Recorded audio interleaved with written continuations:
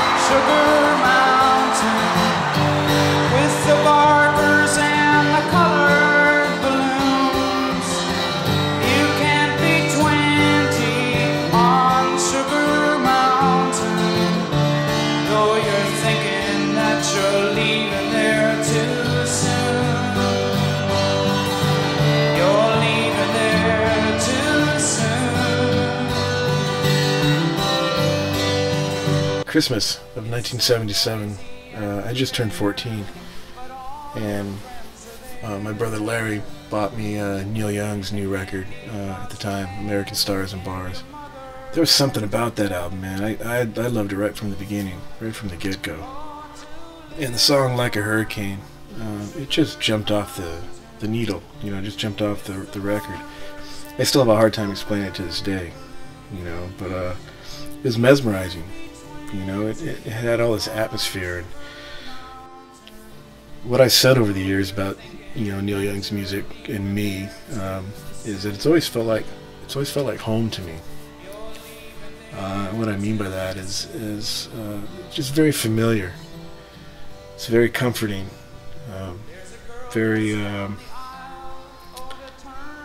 It's kind of like if you walk into your house and all the lights are off, you can kind of find your way around because you just know the house so well. You just know your way around. That's how his music feels to me. I just feel safe with it. It's very familiar to me, and I can't explain it any better than that. And I've loved it ever since I first got that record. You can't be 20 on Sugar Mountain, though you're thinking that you're leaving there too soon. You're leaving there too soon. Not long after that, I went to my first rock concert, just before my 15th birthday. Neil Young was touring with Crazy Horse, the Rust Never Sleeps tour, and they were at the Forum in Inglewood, just outside of LA. And I begged my parents to let me go. They weren't too into the idea because of my age, and it wasn't the best area for a young kid like me to be hanging out. So I talked a friend of mine from school into going with me, and his dad offered to take us, and he waited for us in the parking lot. But from start to finish, man, I was mesmerized. I loved every minute of it. And as I watched him play, he just seemed to be in this zone, you know, a trance or something. Almost as if he didn't realize there were other people there. You know, he really pulled you into his world. And he didn't let you out until the end of the night. And I was all in. I kept thinking, man, that looks like so much fun. Just pure, unadulterated joy. It was life-changing for me, man. You know, if I had to pick just one event, you know, besides the birth of my kids, as the one that opened one door and shut tight another, it was that show, man, that night. I left pretty inspired. You know, I knew right then. I wasn't going to college. I wasn't going to study to be anything else, man. I'm doing that. I'm going to do that.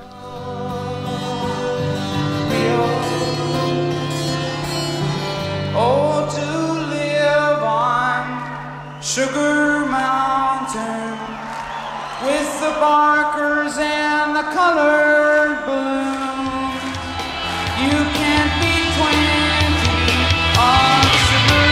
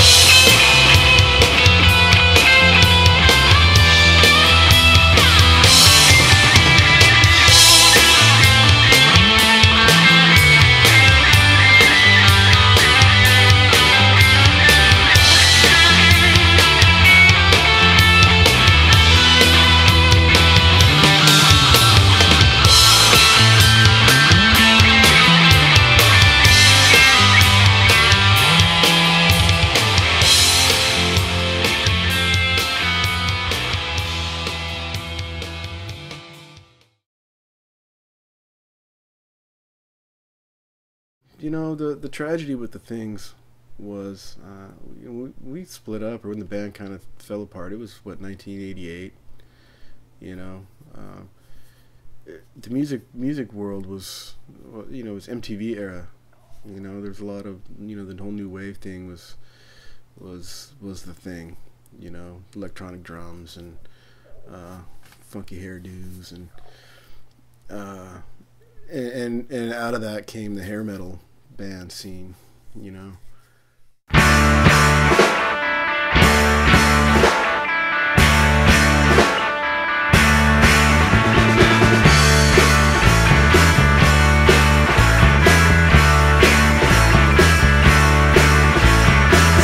you think what you say is gold, your words are forever bought and sold. Well spoken, so I'm told, but this conversation's growing old. Every time you open up your... Not long after we split up, you know, Nirvana and Pearl Jam came in and shut the door on the hair metal band scene and all that kind of stuff, which is what for me, that's what rock and roll needed. You know, we needed that. You know, and you know, I remember just when that happened, sitting on the sidelines going, God damn it, you know, could this have happened a couple years earlier? We were primed for that, you know, but that's how it goes, right? Cover up, that's your will and how, but when morning comes, scream and shout. Here I am, there I go. Here I am, there I go.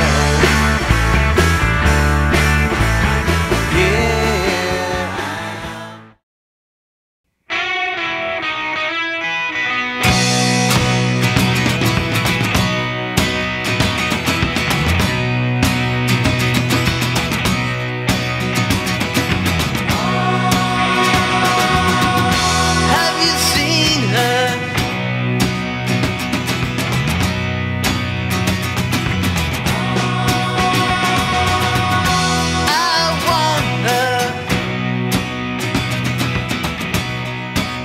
When she smiles, she moves me slowly.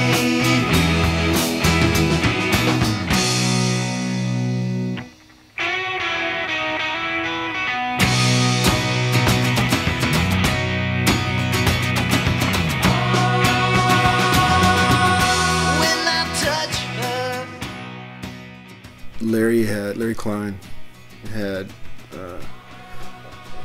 he moved into this little one room back house, and he bought a half-inch 8-track recorder and set up a little recording studio in this little house. It really was just it was one room, the bed over here, little kitchen area, tiny little sink, a bathroom, and then a big room where he kept all his recording gear and music stuff. He lived right there.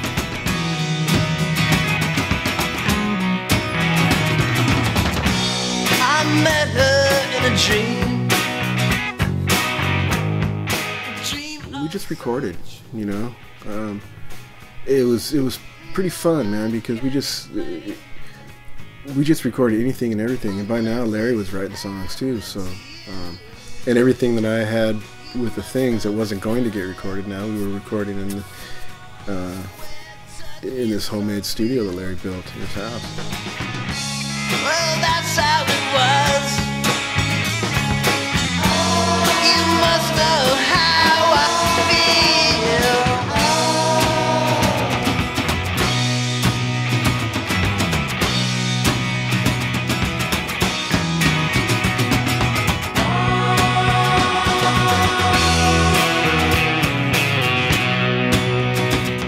It was one long party. It went on for a good 2 years, of just recording, hanging out and recording all the time. When she smiles, she moves me slowly.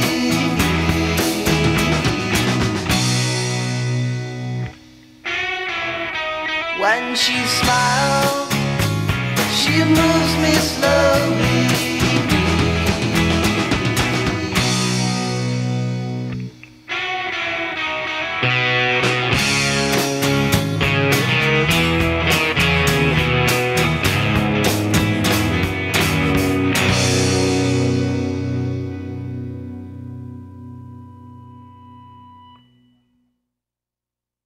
And by now, Roy had quit Red Cross and had come over and played drums with us. Him and my buddy Glenn would come by different times. So we had 2 drummers, recording with us. Then Larry and I would do the rest. I played a lot of bass and keyboards, and we just goofed around and recorded.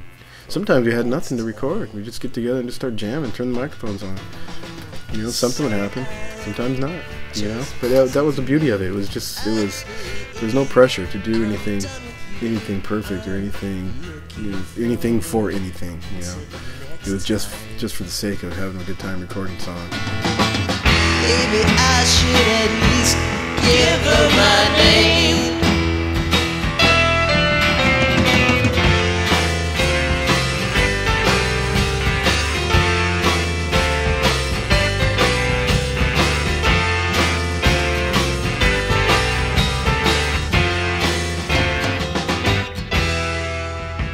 But after about a year, we really kind of started thinking we should take this out, man. Start playing these songs in front of people.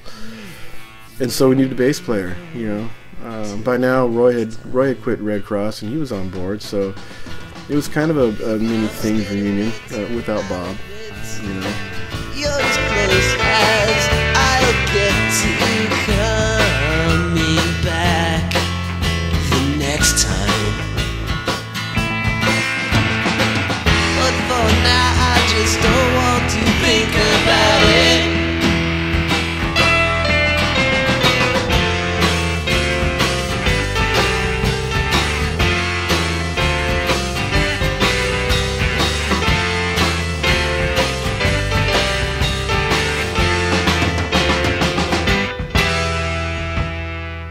But Larry had a friend named John Litzenberg, and he invited him over to come hang out with us and record, and he did, and we hit it off,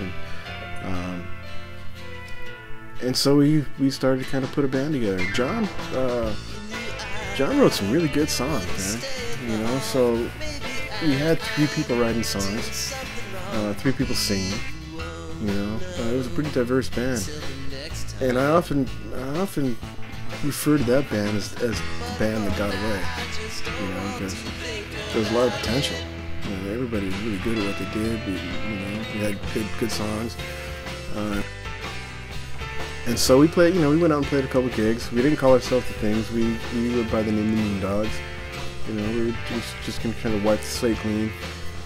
But it never really got off the ground that way. You know, once we kind of started seriously maybe thinking about taking it out on the road or whatever, or out just taking it out and playing it, one by one, everybody split town.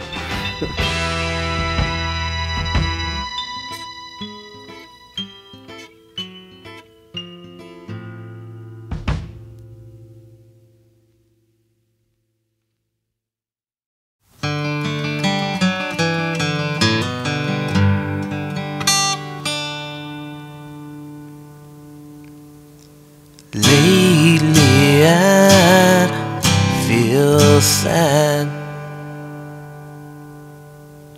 Lately I feel bad.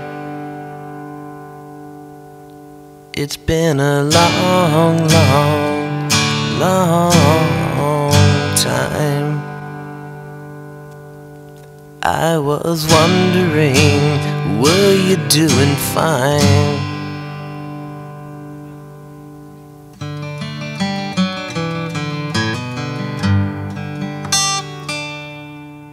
Roy had been married by now with a kid, and him and his wife decided they were going to move to Dallas, Texas. So he moved. Just a few months after that, Larry decided, him and his new girlfriend at the time, he's going to make a go of it in Oakland. So he split to Oakland. And literally a month or so after Larry split, John took off and went to Boston. So I kind of found myself abandoned, sort of. Lately I think of you.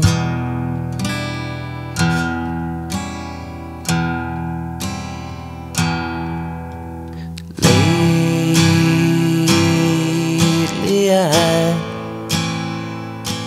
think of you.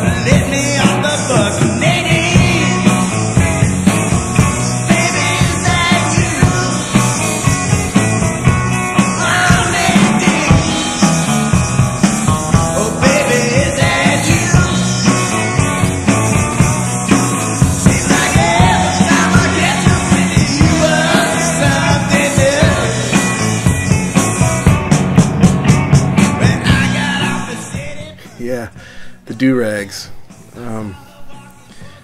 My older brother Larry's a guitar player, and he's got a guitar playing buddy he had back then when the Things were playing, in the mid-'80s sometime. And when Things weren't rehearsing, him and Mike would hang out in our rehearsal studio, which was just a garage. We had it converted into a nice rehearsal studio. And him and his buddy Mike used to just get together and jam. They were really into like Motown, Chuck Berry, old rock and roll stuff. Really into the whole soul, white boys playing black music. One day, Roy and I just we set in with them, man. I just put on the bass guitar and Roy played drums, and next thing you know, we had this cool little ragtag band.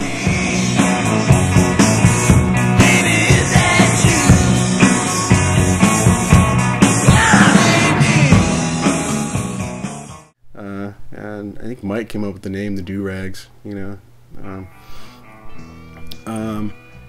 And we played a few gigs, you know, but it was more just about hanging out with my older brother. You know, growing up, we were, I think, 6 years apart, and so we were close when I was real little. But as he got to be, you know, going through his teenage years, there was that distance, and we didn't really spend a lot of time, you know, during those years. And it was music, man, that kind of brought us. I hate to say brought us back together, because we were never torn apart. We just had that gap, you know. And as I got older and got more into playing, it gave us this real common ground, you know, to really hang out and get to know each other. You know, he's my best friend, you know. But that was the cool thing about the Do-Rags. I got to hang out and play with him. Dance around and around to a guitar melody. What was cool about that band is we just didn't give a shit. You know, we just, you know, we were kind of defiant. We'd show up at some of these gigs, and nobody, you know, they'd shout out, "Play Brian Girl," yeah, whatever. You know, we'd go into "Mercy Mercy" by the Rolling Stones. You know, we didn't care. We were just having fun. Gypsy woman. The Do-Rags was a great way for me and my brother to spend a lot of time together playing music. You know. Waiting for the rising sun. Everyone was having fun. He comes from the 70s. He's in the Wilbury. Quite an established musician. First name is Tom.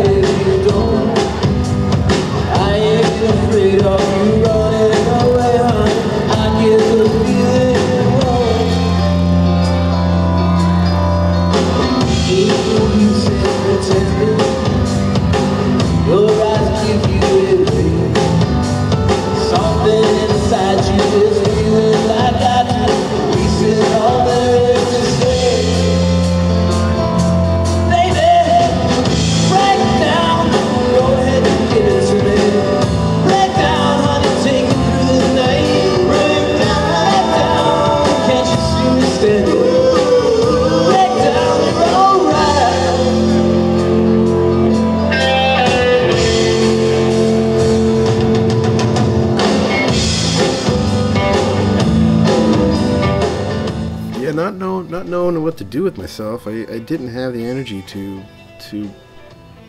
put another original band back together. And through a friend, a buddy of mine was telling me that he knew a guy that is a working cover band, a classic rock top 40 cover band, and they needed guitar. They're looking for a guitar player, and so he told him about me.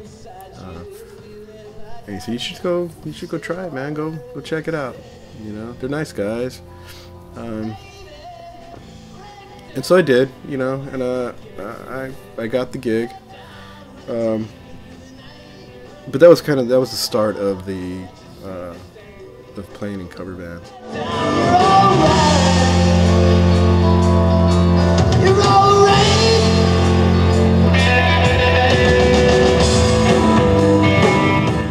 Instead of trying to sell myself as a songwriter singer, I'll just hop on the trains, and you know, I'll be a working guitar player. You know, let's give that a go for a while. I didn't have the energy to do the other thing. You know, the music world was kind of weird to me at the time. So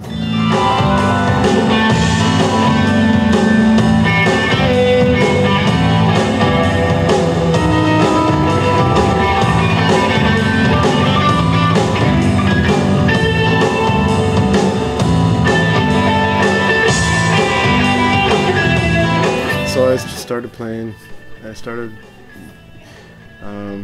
jumping in and out of bands, cover bands. You know, the cool thing about, well, what I liked about the cover band thing, you know, there's, you know, you get a lot of singer-songwriters or people that are doing their own thing. They kind of, you know, it's taboo to go out there and play in top 40 band. You're selling your soul and all bullshit. And it's just that. It's bullshit. You know, you're playing music. It doesn't really matter. You know, unless you're up there, you absolutely hate it. You know, but I didn't hate it. I had fun with it. What I got from it all was playing cover songs was always foreign to me. It was always I never had to learn Brown Eyed Girl, and I never had to learn Mustang Sally. I didn't have to learn all that stuff before. You know, with the doing your own music, you didn't have to do that. You know, and now I was kind of forced to learn new songs. You know, and back then, you didn't have YouTube and some 12-year-old kid showing you how to play it. You had to, you know, take the needle, stick it on the record player, and pull it back, and you know, and it was just a little slower process. And I never had the patience for it, man. I just didn't have the patience for learning things note for note. So I kind of finagled my way in and going in and getting as close as possible.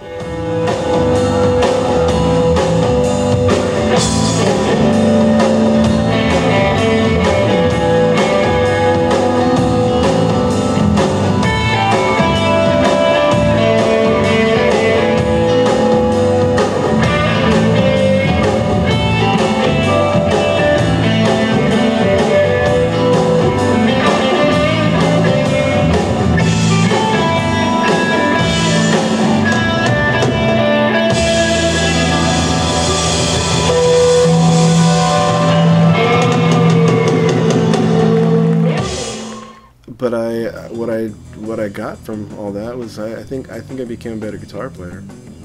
You know, when I was with the Things, I leaned on Larry a lot. You know, I was halfway decent, but Larry was just such a better guitar player than me. I just left everything, all the hard stuff, to him. You know, and I just sang the songs. With this now, I had to go out there and I had a role to play, and I had to pull it off.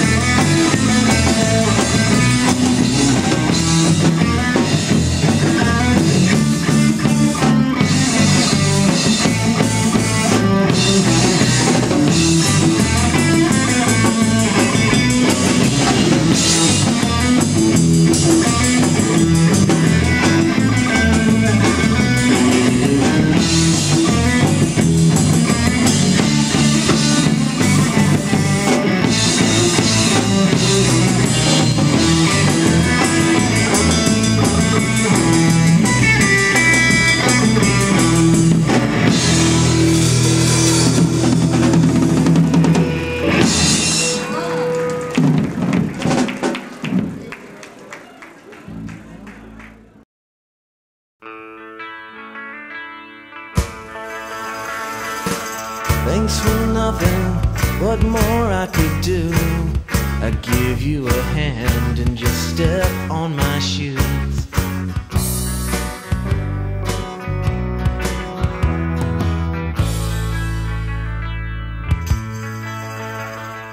Even while I was playing in cover bands,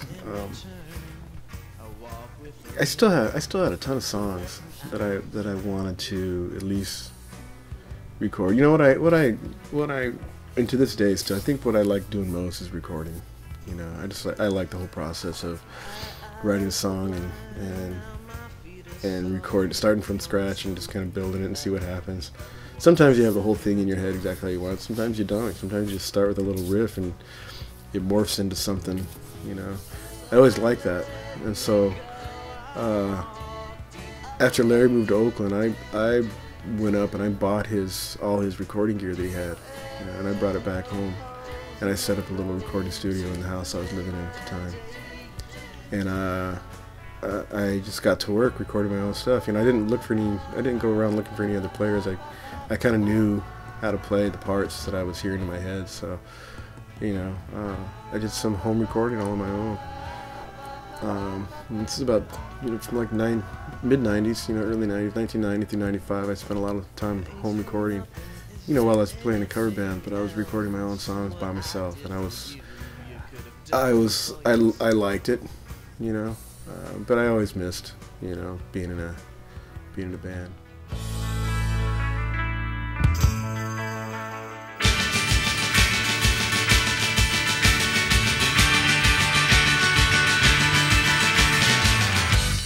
Did you believe it when you heard?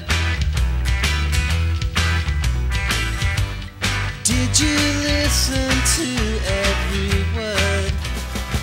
No, no, don't tell me. No, no, don't tell me. No, no, don't tell me.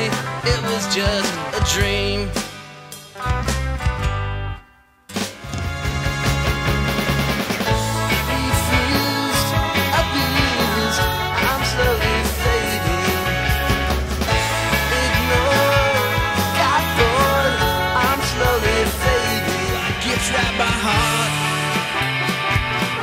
Or lend you another part.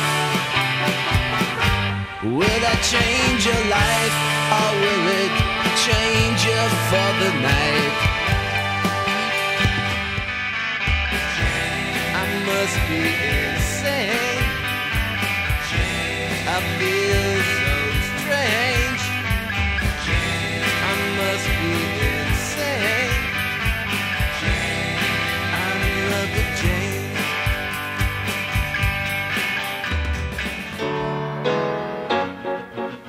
Don't come too close, it'll burn you like summer's hottest day.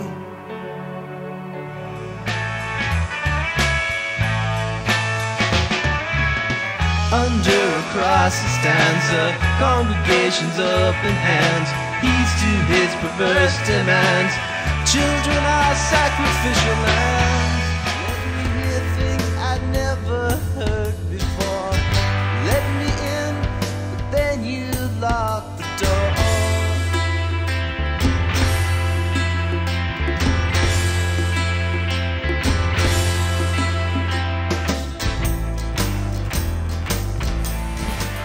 It was a cold, dark night, late last December. It's been such a long time now, I can hardly remember.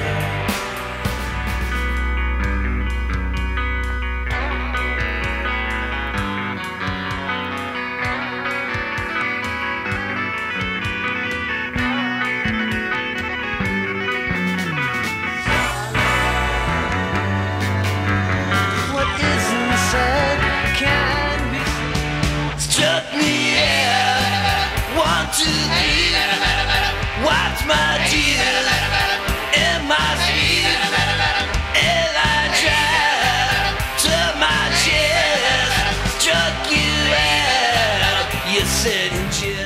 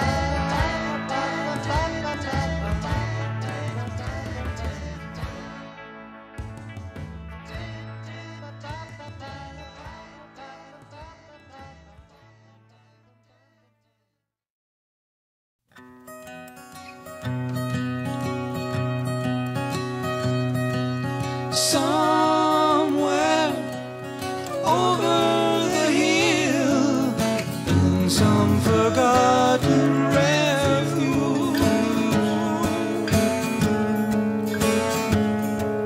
A stalks a wood bird, wounded but willing to fight for love. Die for love.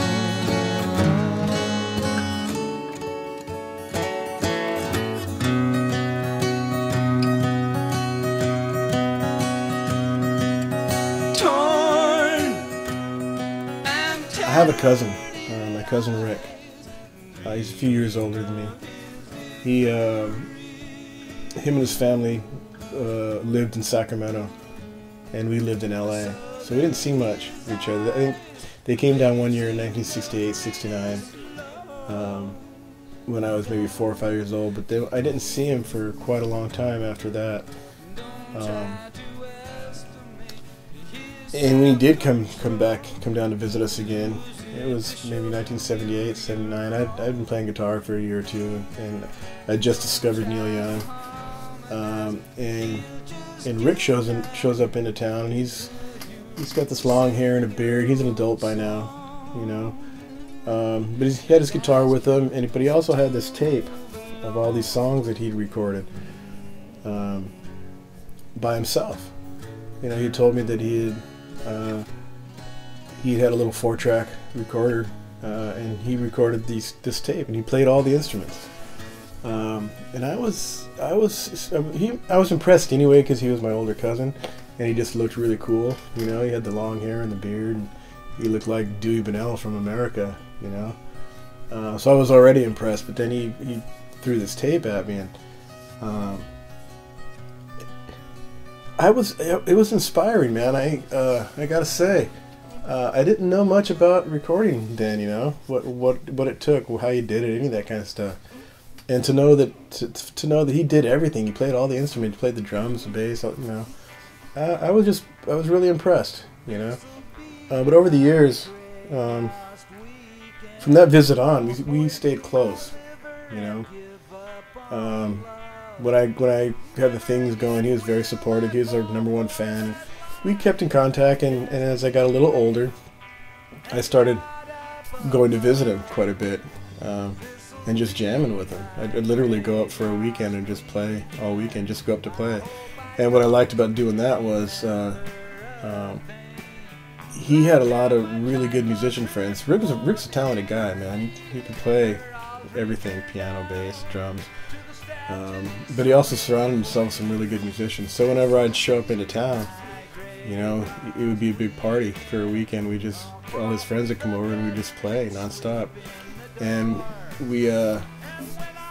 it started to become like a routine. Every few months I'd drive back up there and we'd play. And we started calling these jam sessions the Mexican Whiskey Theater. Thanks, Bart. Buddy Bart threw that name out one time and I remembered it. And that's what we used. After everybody had split, Rick would turn on his recorder and him and I would do some recording, just him and I. And so we had a good album's worth of music that we recorded. I hope that woman's coming back to me. This'll be my great lost weekend. I'll sit at the bar and cry in my beer. But you know, it's worth noting that first visit with him, when he brought up his tape of all these songs he'd recorded all by himself, that was another turning point for me. You know, I was so impressed with that I became obsessed with learning how to record, you know, how to do that myself. My great last weekend at the end of a working week. I can't stop thinking what that woman really meant to me, and what I did to make her want to leave.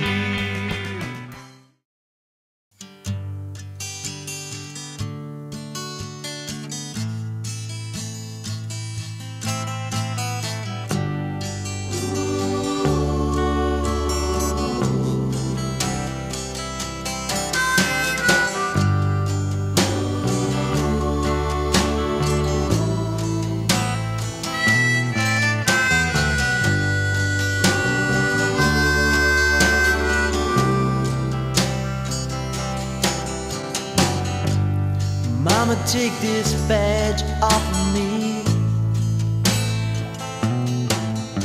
In 1994, my dad passed away. You know, I just turned 30. And it was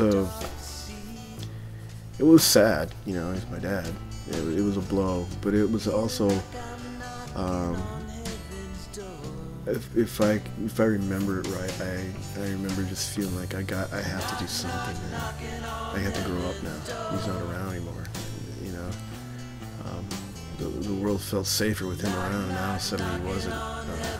What am I gonna do? Because I really had no plan, man. I was just kind of playing my guitar in and out of bands, recording. I wasn't thinking about what am I gonna do tomorrow. I was thinking about what am I gonna do when I wake up. You know, I had no plan. Knock, knock, knocking on heaven's door. Knock, knock, knocking on heaven's door. Knock, knock, knocking on heaven's door.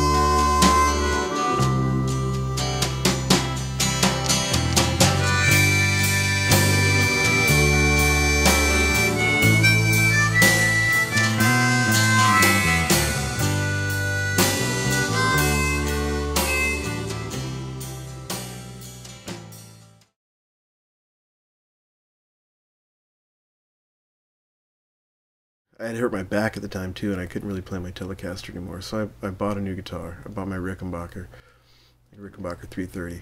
It's a semi-hollow, lighter guitar, and I just wanted to get out and play, you know. And I wanted to do original music again, but I really didn't want to be the guy to put the band together. So I answered an ad. This girl, Mary Friedman, she was a young girl, a few years younger than me, putting together her first band. And she's a songwriter, you know. She wrote songs on her acoustic guitar. Can you point me towards the light? Then again, how do I know what you say is right? You know I am a different kind of girl, one you may not understand. My hand will slip away from yours so fast. You wonder if you're dreamt me. Oh yeah. I liked Mary, man. I liked her songs. I thought her songs were simple songs. You know, she wasn't much of a guitar player, but she wanted to be. You know, she wanted to do this, and she wrote she had stories to tell, man, and she wrote them down in a clever way. I thought she wrote really good lyrics, and she had something to say. I think, you know, it was her personal journey, personal story, songs about herself. You know, but. She had something to say, and I enjoyed their company. I enjoyed the band. Play the game of life.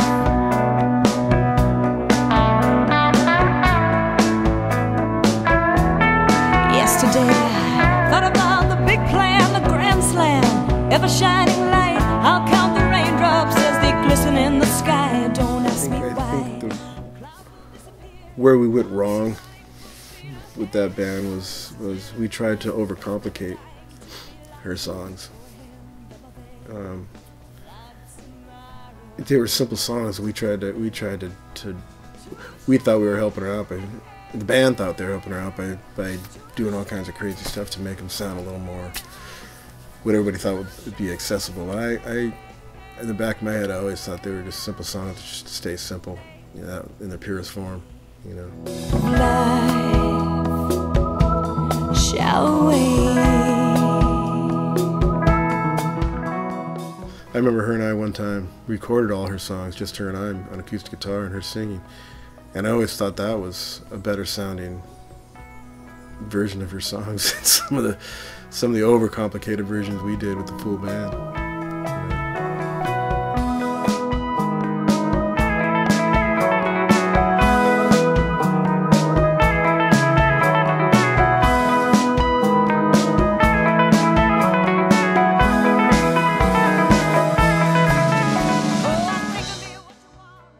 After about 4 years of doing this with her,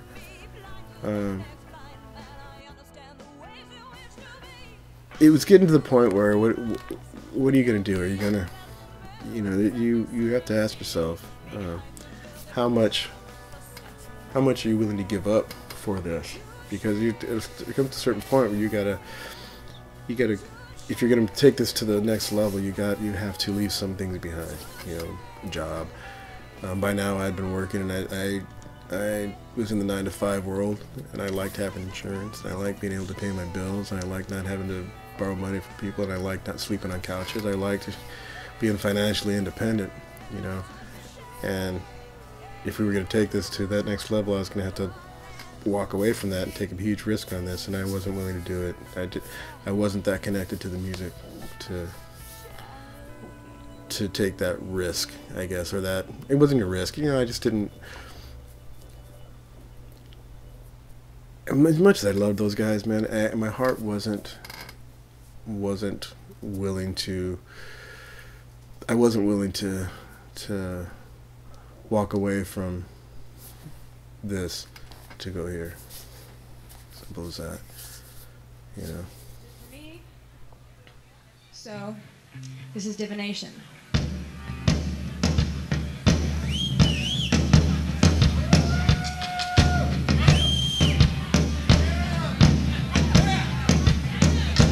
Hey, hey, hookah, hey, hey, hey, hey, hookah, hey, hey, hey, hey, hookah, hey, hey, hey, hey. Guide me to the prophet, show me to his way. Let me see the great beyond through the light of a new day. Setting sun, I lay my head, pray I'll find my way. My spirit's strong, my steady will, I see the kingdom upon the hill.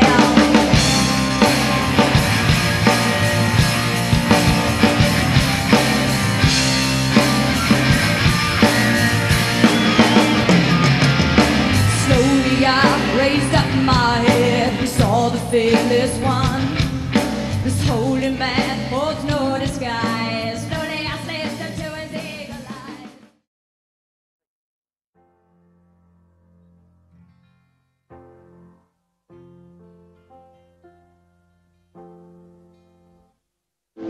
One, a two, a 1, 2, 3, 4.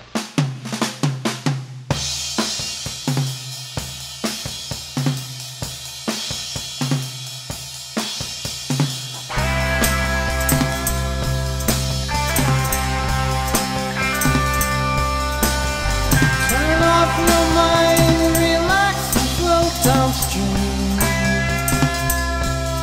It is not dying, it is not dying.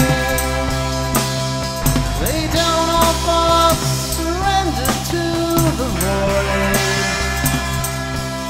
It is shining, it is shining.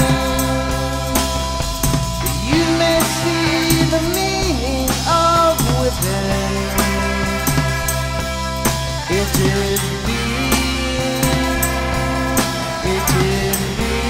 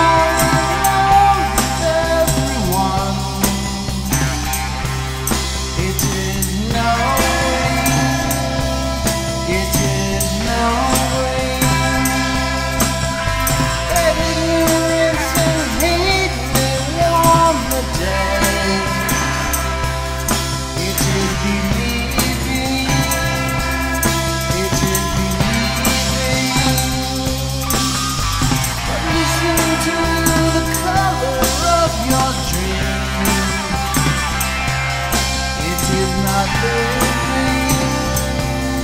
It is not living.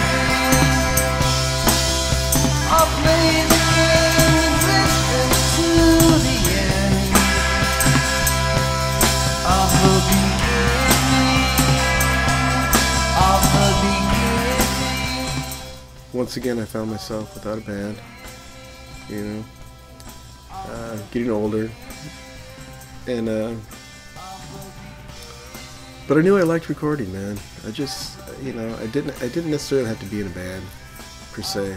I still had songs and I was still writing at the time, and so I just said, screw it. I'm going. Just now it's a digital age, so all the recording had changed. We weren't using analog tape anymore. It was all digital. I had ADATs, and so I just invested a bunch of cash into another home recording studio, and because it was all digital, it was all new to me, a new way of doing things. The idea at that time was I was going to record a bunch of my favorite cover songs. I was going to do that to learn how to use all this recording gear before I started working on my tunes. And so I called my buddy Glenn, you know, to come play drums. He'd record about 4 or 5 drum tracks for me, and then I would, you know, do the rest as I tinkered around on this recording gear, learn how to use it. And then I met Mimi.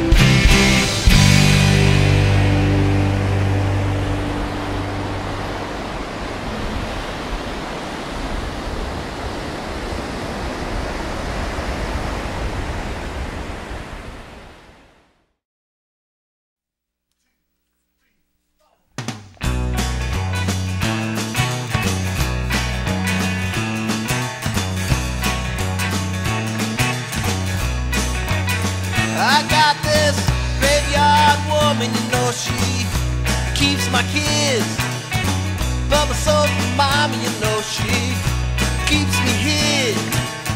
She's a junkyard angel and she always gives me bread. And if I go down, you know she's bound to put a blanket on my bed. Mimi and I worked together for several years.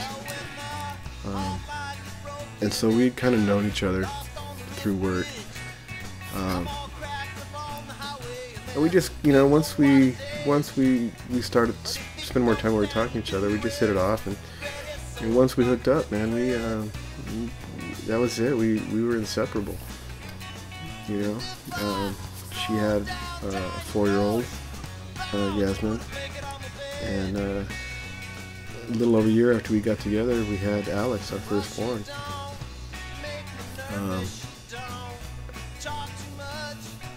And the guitars didn't come out of the case. You know, it wasn't like I made a conscious effort to quit playing. I got into being a husband and a dad and having a best friend.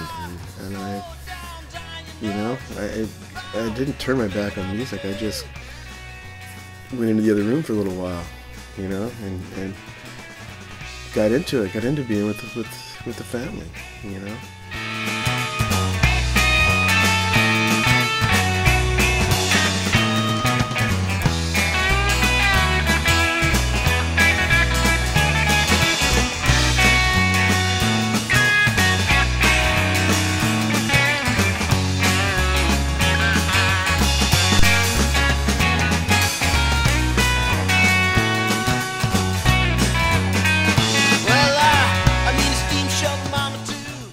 A couple years together. Mimi's family lived in Seattle. We came up here a couple times. You know, every time we went back, we was like, "What are you doing? What are you doing here in LA? You know, we love it up there. Let's move to Seattle." So we packed up the kids and moved to Seattle, moved to Beverly. You know.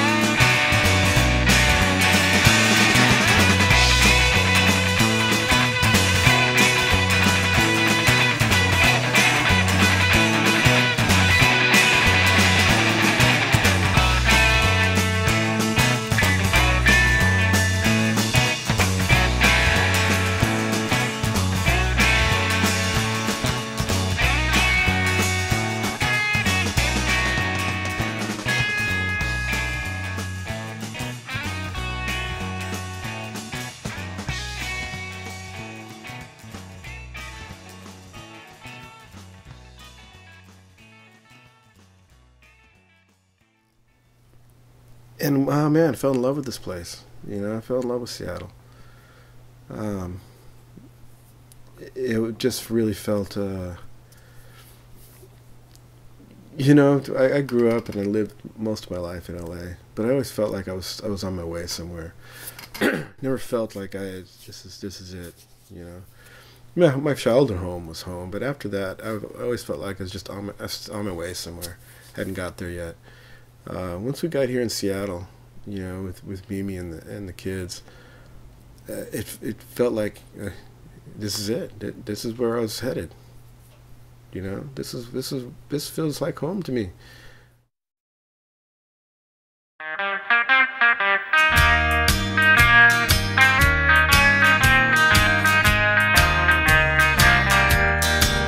They just don't know how lost I feel without you.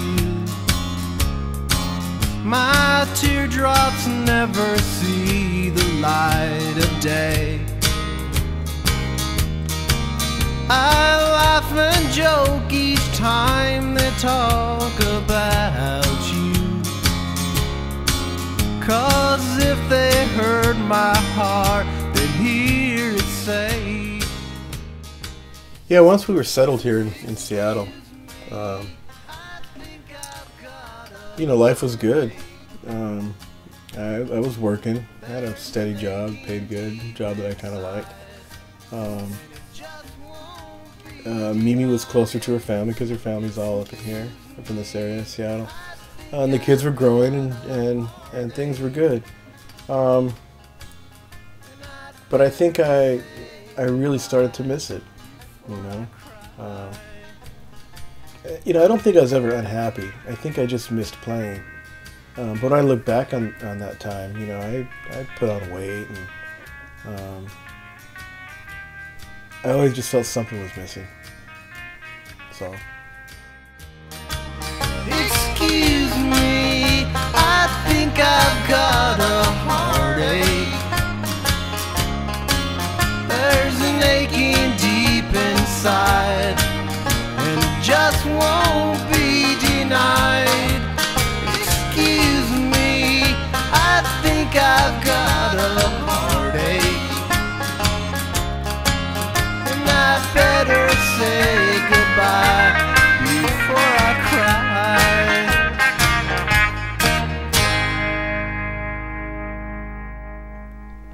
I think I needed to play, you know. I mean, when I look back, I don't think I was really ever unhappy. I just, you know, physically even, I started to put on weight, you know. Something was missing, man. I needed to do this again. So Mimi and I talked about it, and I said, look, I gotta start playing again. You know, I don't know what I'm gonna find, but I need to look. I need to see what's out there. You know, so I started answering ads. You know, I started looking in the paper and online, and I found myself getting back into playing cover bands, playing all the bars in the Northwest. And eventually I found myself in this one band they were busy. Boy, every Friday, Saturday they played.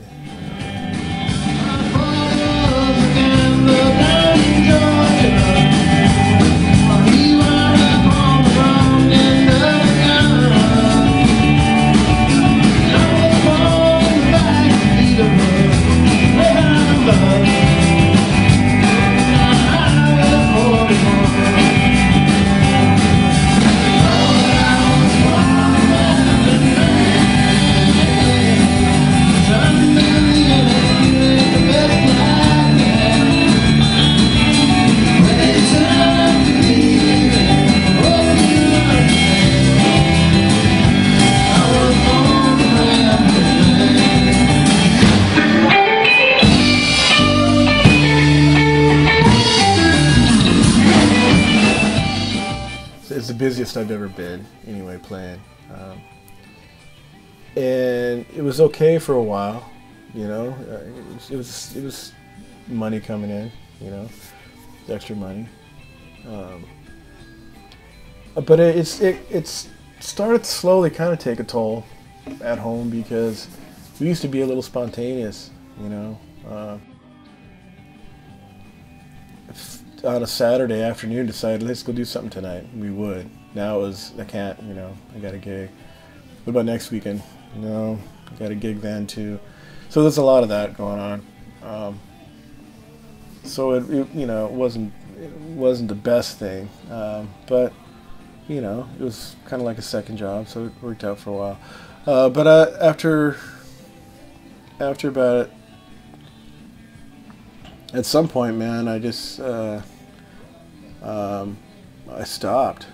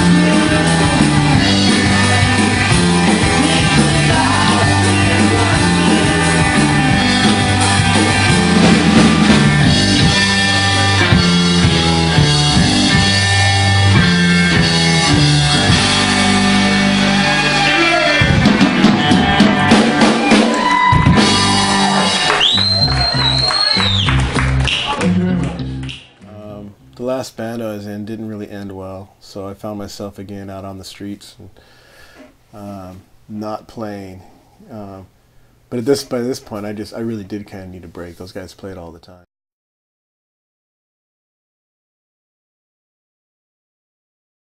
From the time I started playing with all these bands up here, this name kept showing up in conversations. Andy Vollmer, just somebody that would, you know, he got his gigs sometimes, or you know, he just seemed to know everybody, and everybody seemed to know him. And now that I wasn't playing anymore, he had contacted me through Facebook, and I think he was just kind of feeling me out. You know, he heard about me through the bands I've been playing in. And at some point, man, you know, we kind of were talking to each other off and on, you know, from afar, you know, for about a year. But I always kind of felt like he was, you know, come on, man, why don't you get back out there and play? Come on. You know, kind of needling me. I thought, yeah, I could be wrong, but that's how I felt. But at some point, he was looking. They were looking for a guitar player for his John Cougar Mellencamp tribute band.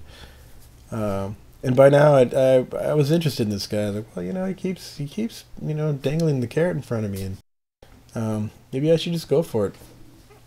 See what happens, you know. So I got together with him and said, yeah, I'll give it a shot, you know.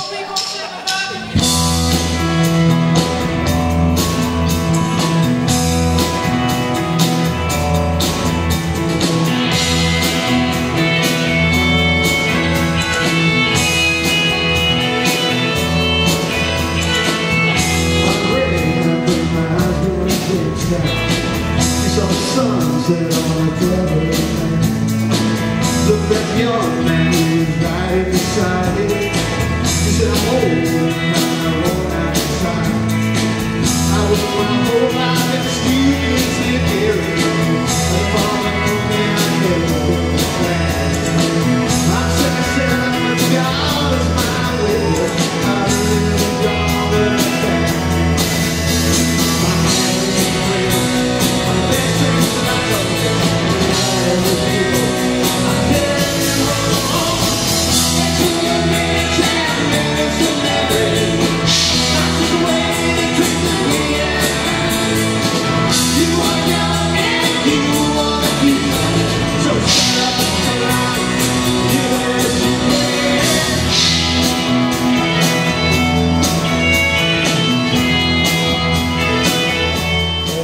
We hit it off instantly, man. I really liked the guy. I've been doing this thing for a long time, you know, playing music and in and out of bands. Every once in a while, you come across these people that you just feel a certain something about that. Hey, man, this could be a good partnership. This could be a good team. You know, we're on the same way. We think a lot alike. We like the same kinds of music. You know, we just have a lot of similarities. That our paths kind of went the same kind of route. Just his was here and mine was here, and now we kind of did this. But I instantly liked him. You know, right off the bat. You are young and you are the future. So follow me on and live as you can.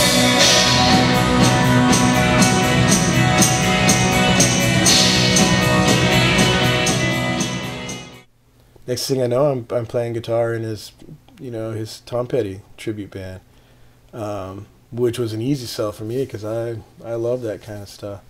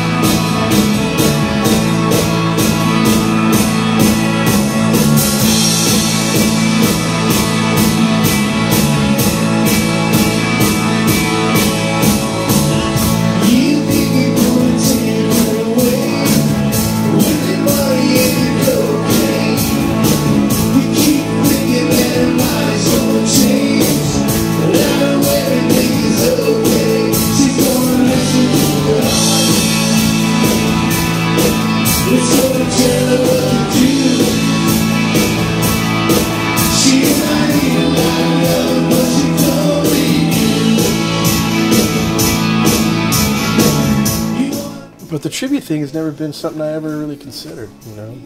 It just never crossed my mind. It's not that I didn't... It's not that I'm anti-tribute band. I just never thought about it. It was never on my radar, you know, things to do. So it was a bit of a challenge, you know, because this was, you know, the tribute. You gotta play it like it is.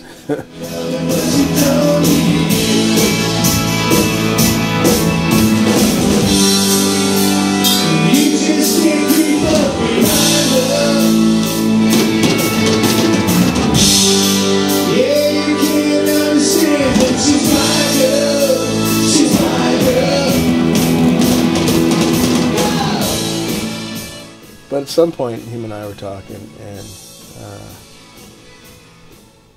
he asked if I was interested in putting together a Neil Young tribute. And I said, yeah, hell yeah, you know. But Neil Young's music to me is always,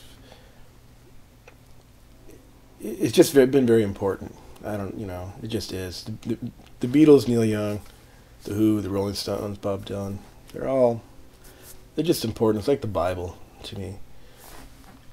So when you asked, you know, about doing this Neil Young thing, I said, yeah, under a few conditions, man. One, I'm not wearing a wig. Nobody's gonna be Neil Young. You know, it's not going to be one of those kind of tributes where one guy, you know, is so obsessed with the band and everybody else is just there because they can't find another band to be in. If we're going to do it, we got to put together a really good band. That's number one. Number two, they got to be people that we like. You know, I've been doing this a long time. You know, this excites me. This whole Neil Young thing excites me. But what could tear it down in a heartbeat is playing with the wrong people. This is something that I want to, you know, if we want to do this, let's do it right, man. Let's do it right. Let's put together a top-notch band and go out there and put together a top-notch Neil Young tribute show. Nothing that it's a parody, something that actually pays tribute and does it well.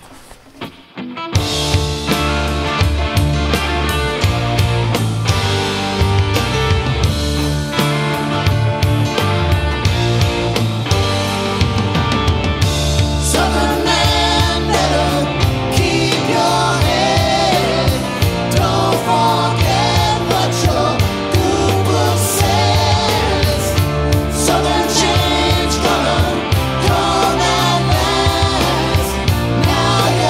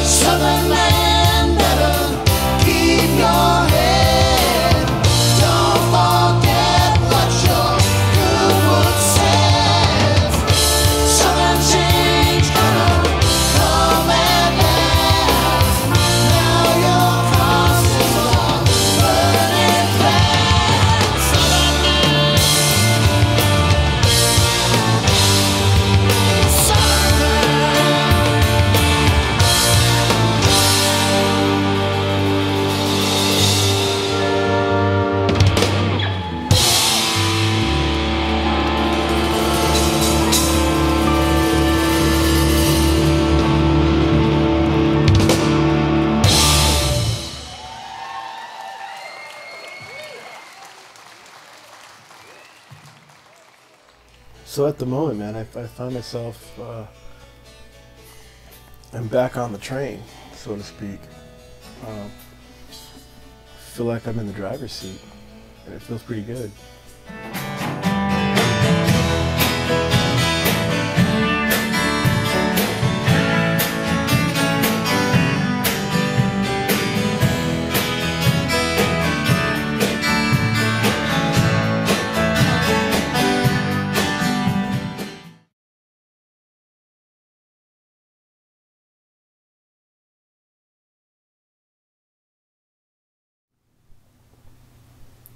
I've been making up songs as far back as I can remember.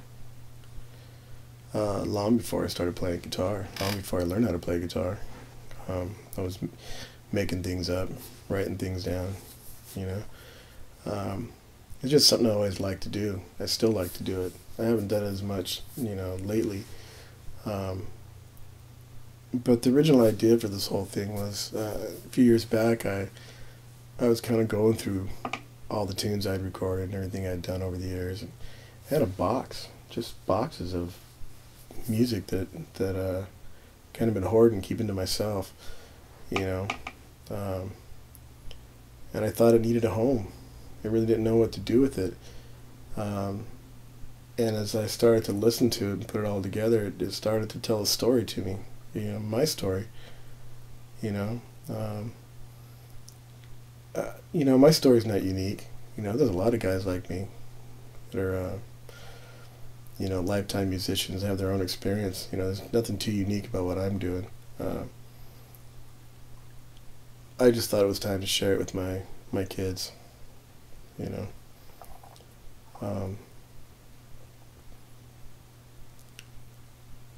Because I'm not sure they understand why I do what I do, you know. We put a lot on the line for music, some of us, and those that you can't explain that to don't understand.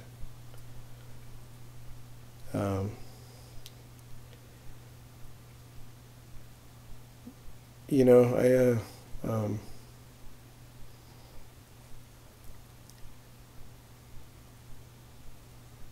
I just wanted them to know.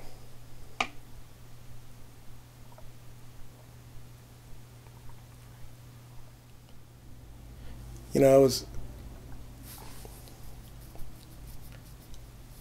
hoping to come up with some sort of clever ending to this whole thing, you know, have it all make sense at the end, you know, and really